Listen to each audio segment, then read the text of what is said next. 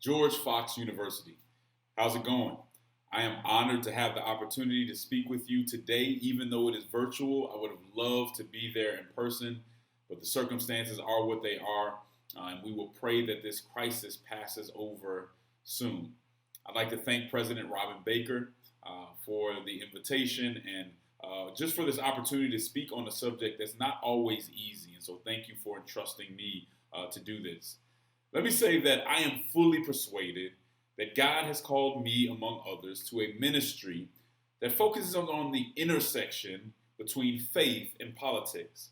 And politics is like I said, a very tough subject to broach around the church because sometimes it tends to divide us. But I don't think that has to be the case if we do it in a biblical way. I assume that part of the reason that your leadership invited me is that because Christians in your school need to discuss how to approach civic engagement with all that's going on. It is really important, and I can't impress upon you enough, to have a gospel-centered framework for engaging the public square. Too often we do not have a political theology, but we need to have a political theology when we go out into the public square. My organization, the AND campaign, is filled with experienced politicos who take the Bible seriously. And we've articulated, not created, but we've articulated a framework for engaging politics faithfully. And we go about it by challenging both parties and challenging all ideologies. So let me give you this warning. If you are a staunch progressive Democrat or a conservative Republican, you're likely to hear something that conflicts with your preferred narrative. You're likely to hear something today that you might not like. But keep in mind that that's what happens, as the Bible shows us, when the gospel confronts human constructs. But what I can tell you is this. Rest assured that I won't be telling you who to vote for. I won't be telling you one side is purely angelic and the other side is demonic. I have absolutely no interest in doing any of that. But what I will be doing is putting both sides through biblical scrutiny, to expose where they fall short of the gospel. And they do fall short of the gospel. The Christian public witness is so much more dynamic and so much more brilliant than political conservatism and secular progressivism. Believe me, people, it's not even close.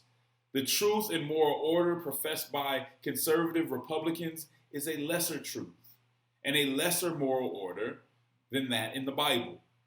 The love and social justice advocated for by many progressive Democrats is a lesser love and a lesser justice than that which we see in the gospel. You see, when Christians outsource our public witness to a political party, we do ourselves and society a huge disservice. And I hope to show you why that is today. But if you would, turn to Ephesians 4, chapter 4, verses 14 through 15. That's Ephesians chapter 4, verses 14 through 15. And it reads, "Then we will no longer be infants, tossed back and forth by the waves, and blown here and there by every wind of teaching, and by the cunning and craftiness of people in their deceitful scheming. Instead, speaking the truth in love, we will grow to become, in every respect, the mature body of Him who is the head, that is Christ." Speaking the truth in love. Today's subject is about engaging politics with biblical fidelity. And I won't hide the ball. The lesson today, based on biblical doctrine, is that we can't engage politics faithfully without love and truth.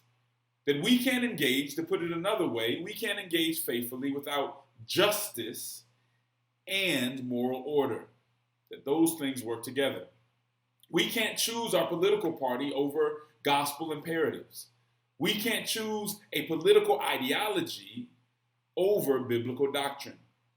As we search for the answers to the problems that afflict our society today, I'm afraid that many Christians are being tossed back and forth by the waves of false cultural doctrine and blown here and there by the winds of flawed pop culture prescriptions. We get exposed to a trending topic or a fancy theory in academia, and we begin to put our faith in political parties and ideologies that sound good or that flatter us, but aren't actually edifying, and that can show no proof of concept.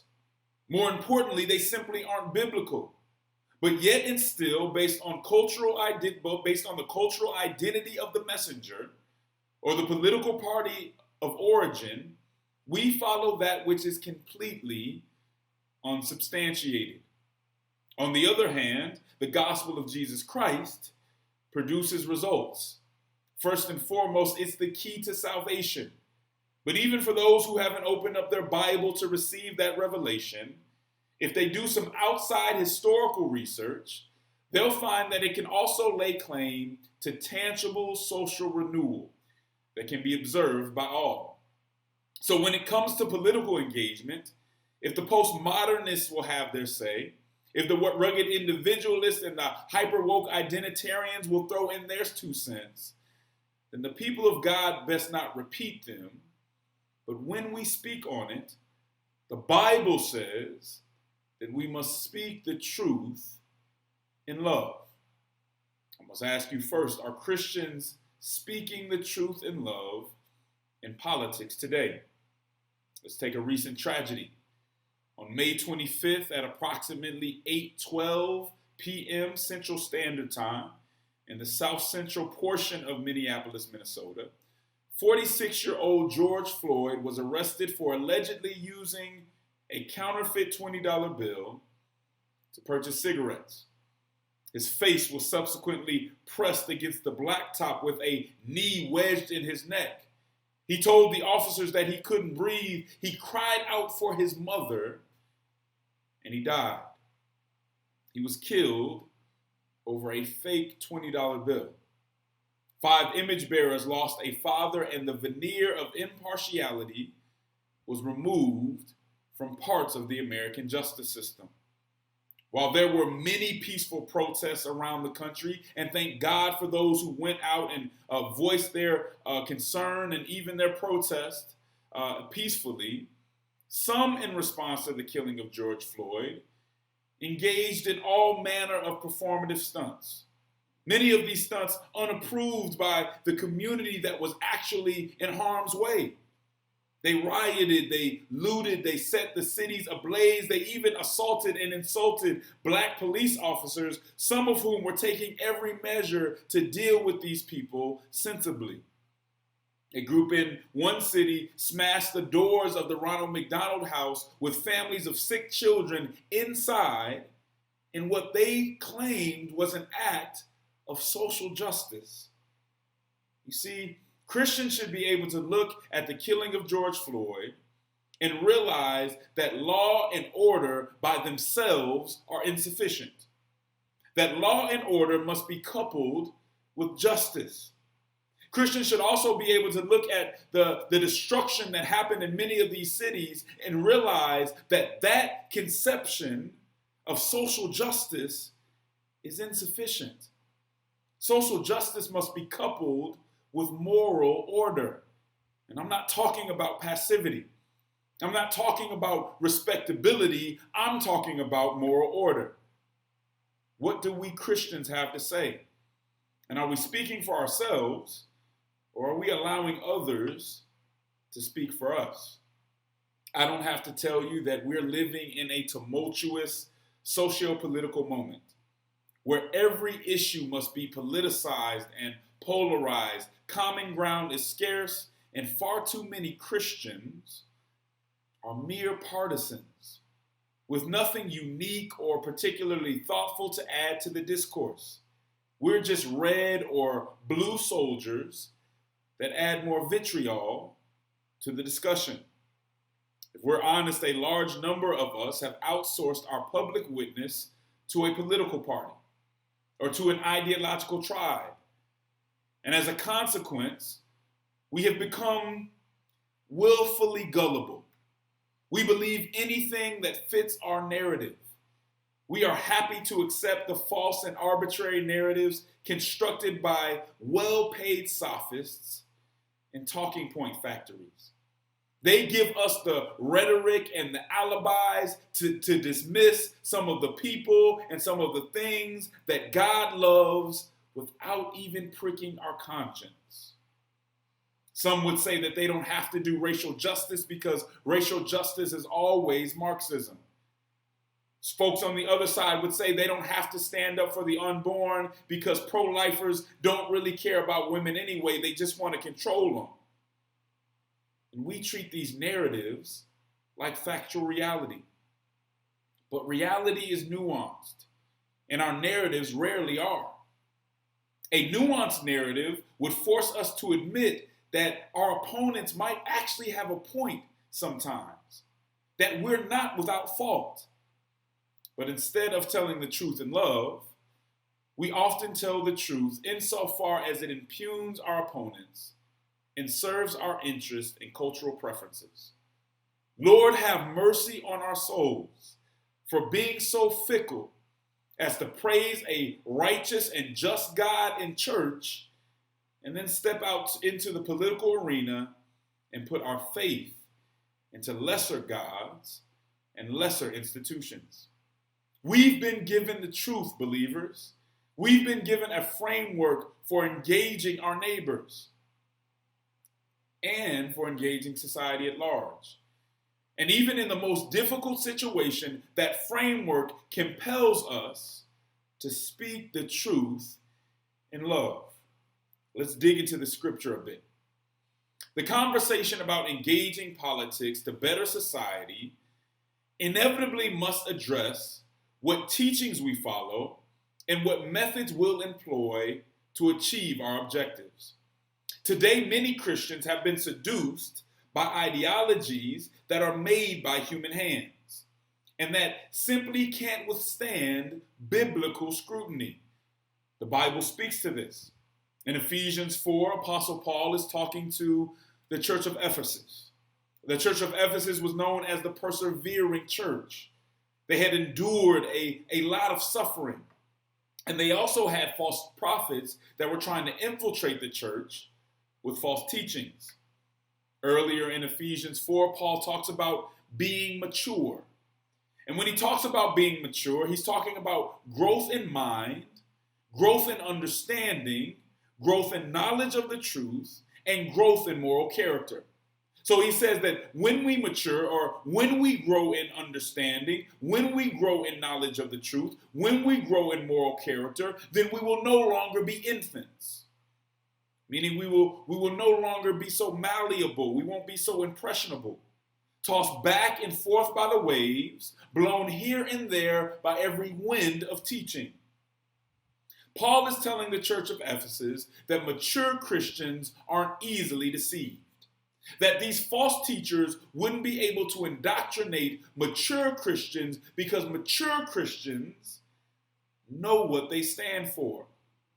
Regardless of the false teachings that are prominent, regardless of what pop culture is saying, what popular opinion is saying, and regardless of how much we are suffering, mature Christians are able to speak the truth in love. Christians should never let their circumstances or the tactics of their opponents, let me say that again, Christians should never allow the tactics of their opponents to dictate who they are or how they respond. You see, everybody wants to claim the civil rights movement today, but a lot of people don't actually understand one of the primary guiding principles that was part of the civil rights movement. Yes, the civil rights movement was about changing policy and corrupt systems, but there was something underlying that was even more important. And it was the understanding that no matter how bad your opponent was, no matter how bad they treated you, that you could never allow your opponent to have a negative impact on your spirit. You could win the policy battle, you could change the system, but if someone was allowed to have a negative impact on your spirit, then you really lost everything. You see, everybody wants to quote Dr. Martin Luther King Jr., but not everybody wants to talk about how his life taught us that it is better to die than to hate your enemy. We must always be able to speak the truth in love. This doesn't just apply to our personal relationships, but also to our cultural and political interactions. You see, political and social ideologies are not all bad. You shouldn't take that from what I'm saying today. You can decide whether progressivism or conservatism is best in a given situation. But one thing I can tell you is that neither is the gospel, which means they're fallible. We have to stop defending our political ideology and our party like it's inerrant, like it's infallible, because it's not even close. The truth is that the most prominent ideologies that many of us subscribe to often are separating love and truth. They separate them as if they're in conflict or as if they're mutually exclusive. One side is supposedly all about love, while the other side claims to be about truth. And Christians are told to choose between the two. Well, let me tell you today, brothers and sisters, choosing between love and truth is a false choice. That's a false dilemma. A Christian can choose a political party, I'm not saying that, but a Christian cannot choose between love and truth. They are not in conflict. They're actually interdependent. Tim Keller put it this way. He said that love without truth is sentimentality, meaning it's overly emotional. It's lacking in substance. And that truth without love is harshness. It's mean. It's uncompassionate. You see, these ideologies that we follow tend to be either lacking in love or lacking in truth. And as a result, when it comes to political ideology, as I always say, to be conservative or to be progressive at all times and on every single issue is not only intellectually lazy and easily manipulated, I believe that it's not faithful. You see, ideological conservatism and theological conservatism are not always the same thing. The far left's conception of social justice is not always consistent with a biblical understanding. Listen, if we're conservative, when the issue calls for change and the dismantling of old prejudiced structures, then we're helping to maintain injustice. But if we're progressive, when the moment calls for the regeneration or the preservation of moral order, then we're complicit in society's rejection of the truth. A Christian cannot simply follow behind a political party or follow behind an ideological tribe. We must be supplying both of them with heavy doses of love and truth if we're going to be who Jesus called us to be. So what I'm trying to give you is a framework which part of it is based on love, part of it is based on truth, and how those two things come together in the gospel and should be applied to the politics today. Let's first look at the love portion of this conversation. It should pain us that other communities can legitimately question whether or not they are loved by Christians, or legitimately question whether the Christian community will treat them fairly. Look, we know that love does not guarantee agreement or affirmation, but it does call us to be concerned about the well-being of others. You can understand systematic theology. You can memorize the entire Bible, and that would be a good thing. But if you're unloving, if you're uncompassionate, then you're not being Christ-like. And this is where some conservatives run into trouble. You see, we've been commanded to love our neighbors as ourselves. And we can't do that if we're not willing to advocate for our neighbors' well-being and to protect their human dignity. That's really all a biblical definition of social justice is. According to the great commandment, if you would want justice for yourself, if you would seek justice for yourself, then you must want it and you must seek it for your neighbor.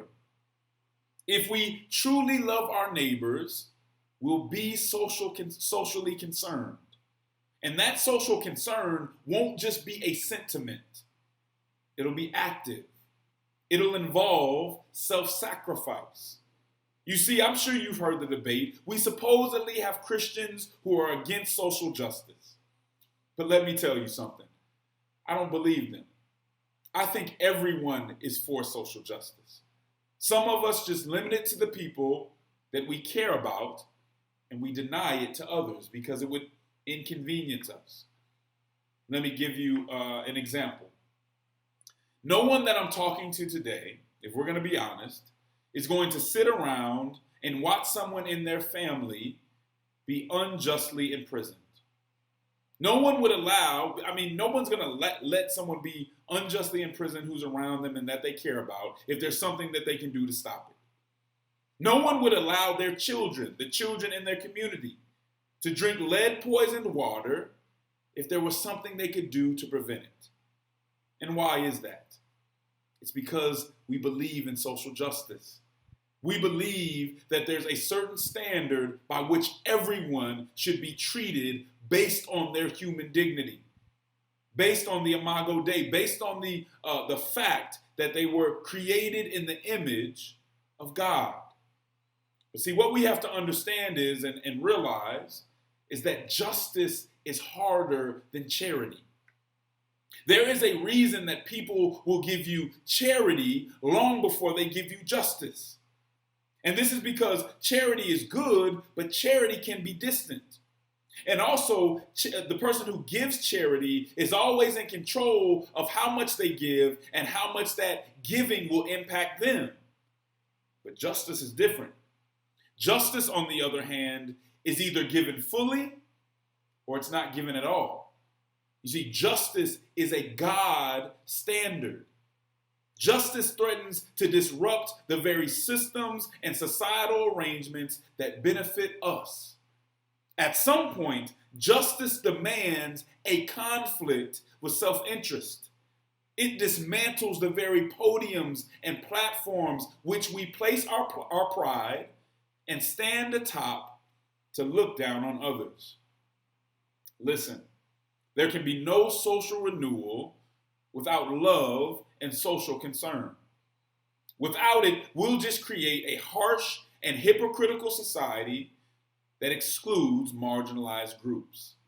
A Christian public witness must have love, compassion, and social concern as a part of it. Now let's talk about the truth side of this equation.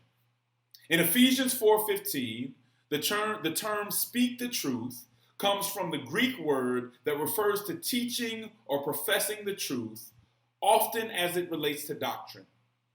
And listen, this is not subjective. The truth is not subjective. Everyone does not have their own separate, individual, independent truth. To speak the truth means to profess right doctrine or to be honest in how you recount events. You have to understand that we worship a God of moral order.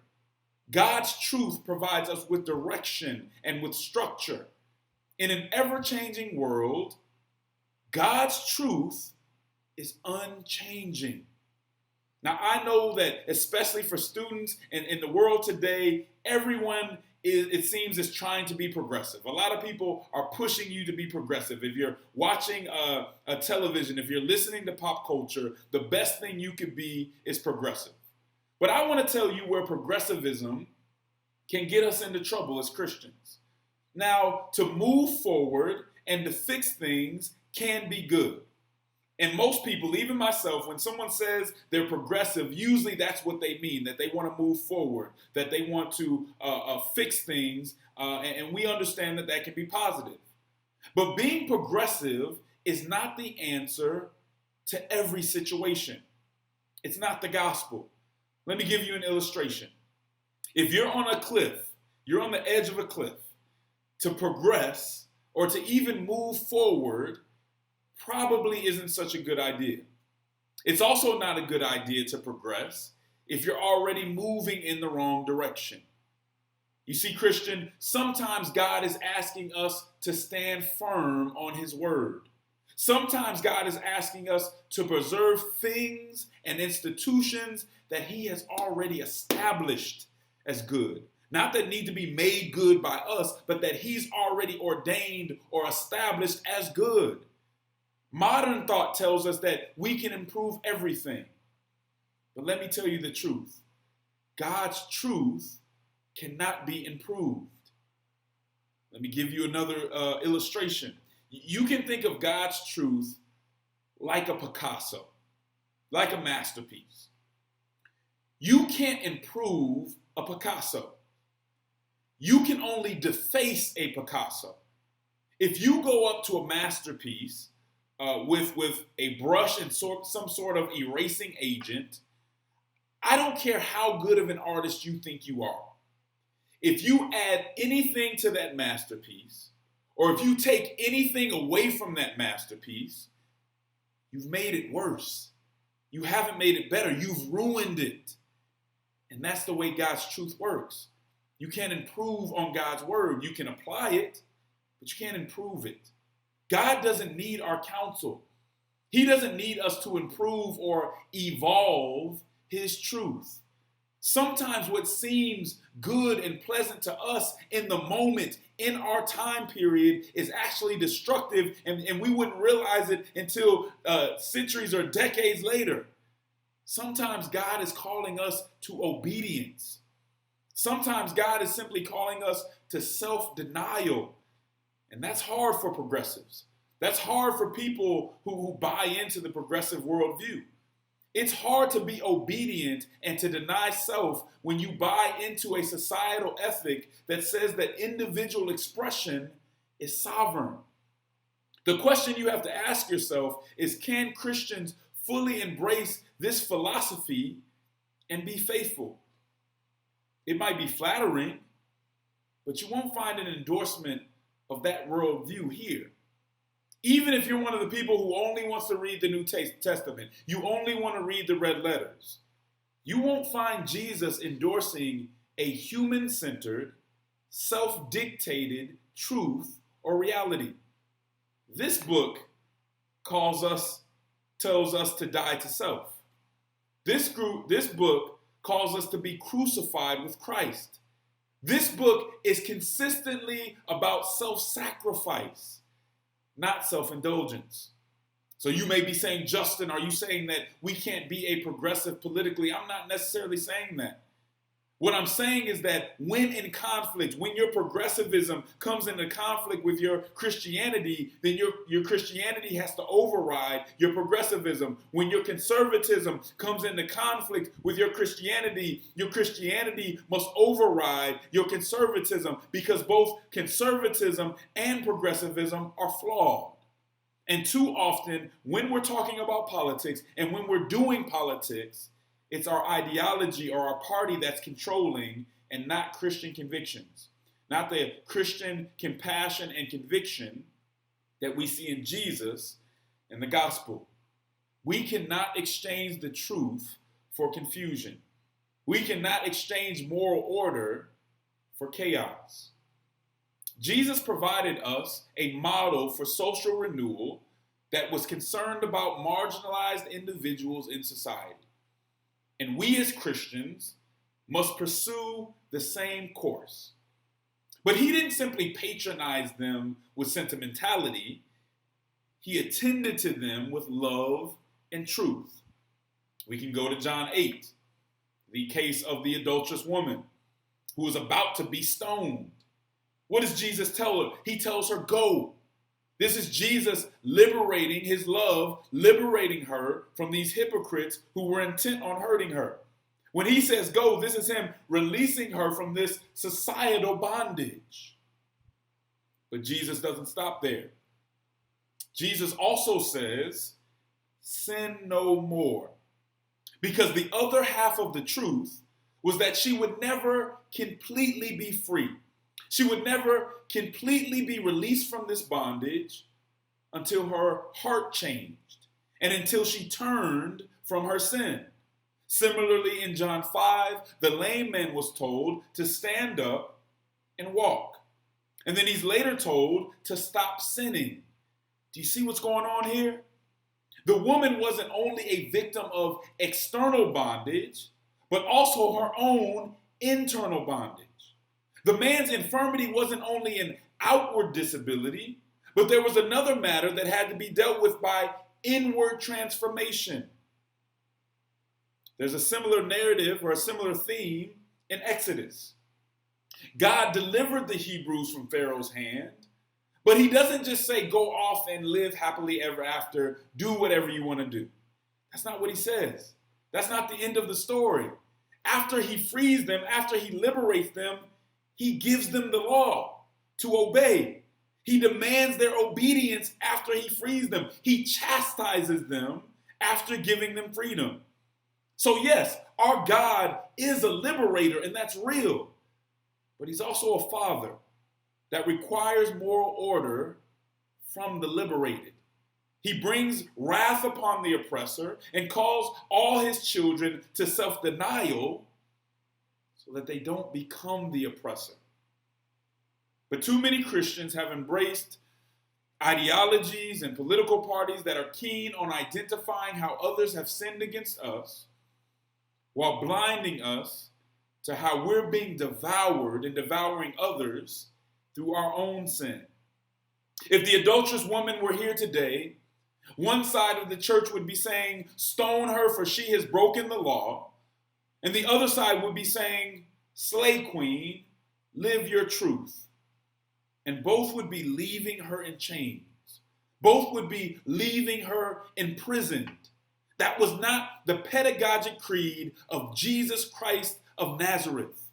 He taught us that the unjust and the dishonest will receive God's wrath, and that Christian love is unconditional, but it's not without discernment, that it's not without critique, that it doesn't mean that we affirm all things. There is a way that seems right to man, but ends in death. It is time within our political witness that Christians tighten up our philosophies, that we tighten up our methodologies and our ideologies, and adhere to a gospel standard.